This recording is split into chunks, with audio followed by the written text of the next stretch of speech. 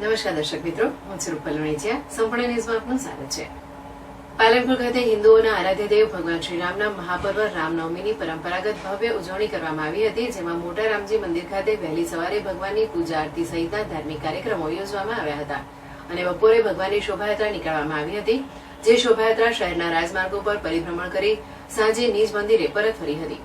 પાલનપુર ખાતે શ્રી રામ સેવા સમિતિ દ્વારા રામનવમી પર્વે દર વર્ષની જેમ આ વર્ષે પણ ભગવાન શ્રીરામની ભવ્ય શોભાયાત્રા યોજવામાં આવી હતી.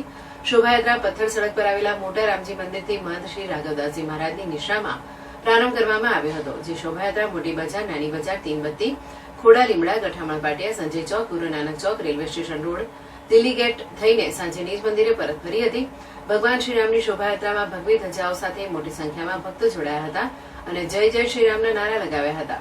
તેમજ શોભાયાત્રામાં કરતબ જોઈ વિવિધ રૂટ પર કરતબબાજી કરી લોકોને મંત્રમુગ્ધ કરી દીધા હતા.